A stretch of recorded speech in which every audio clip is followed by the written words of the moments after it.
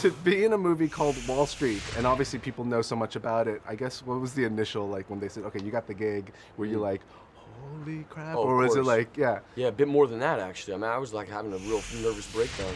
I've never been so scared. I've never been so intimidated. Oliver's not like a subtle man, you know. I mean, the first time I met him, he was sort of like, you know, Tom Cruise wasn't an actor before he met me either. I mean, it's earth-shattering, earth-shattering. But he's the guy who will, you know, he wants fresh, right? And I'm like a 23-year-old rookie who's never really done anything outrageous, you know. And he wanted to build a certain person, and he was my rock, man. He was my rock. I mean, I was scared of him just because I felt intellectually intimidated, you know, and totally outclassed in terms of the actors we were working with, Langella and Sarandon and Douglas and Carey, and you know, I'm the only person that has never been to the Oscars.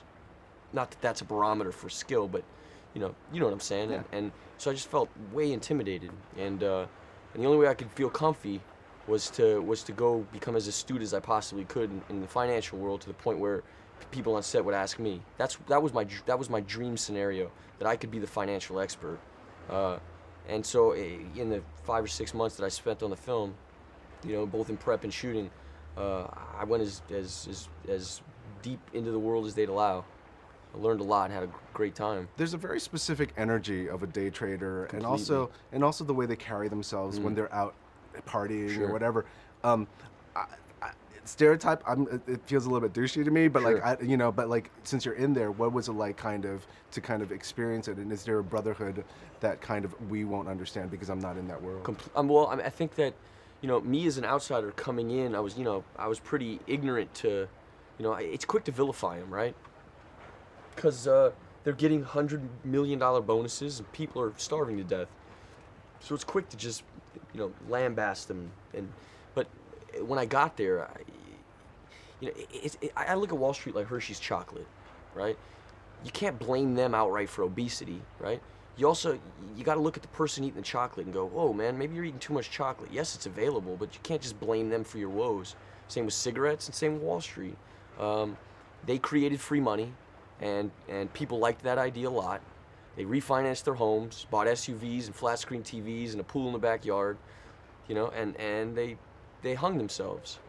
Wall Street allowed it, but you know, people didn't read the fine print either. So it's a 50-50, and today I just feel like, you know, both Wall Street and Main Street, everybody just wants to point the finger at the other guy. Nobody's really taken ownership, you know, of what's happened. Yes, there are evil people everywhere, especially in Wall Street. You know, you got Madoffs and Stanfords, and you know, you got monsters. Yes, but you also got George Soros's, you know, who's got to be the most giving billionaire in the world, and he's on Wall Street. You got Warren Buffett, still drives a Honda to work and lives in Omaha. You know, they're not all douchey. I think my generation, just looking at pop music, you know, you had the '80s exuberance. Bud Fox, for me at least, like the epitome of douchey, right? Not to say anything against Charlie, but definitely the character. For me, he was a douchebag, and you know, you look at like '80s pop music, Bon Jovi, this big hair band, Smoke, and you know, and then it got smaller in the '90s and it became Nirvana, and then it got even smaller in the new millennium, and you got people like Ben Harper and Ben Folds and Fan Farlow, and you know, this folk rock thing that's coming. It just seems to me like just pop culture, the consensus is just consolidation in the way that multinational companies are doing the same thing. Consolidation is the new mindset, at least for my generation, both out of necessity and out of a choice.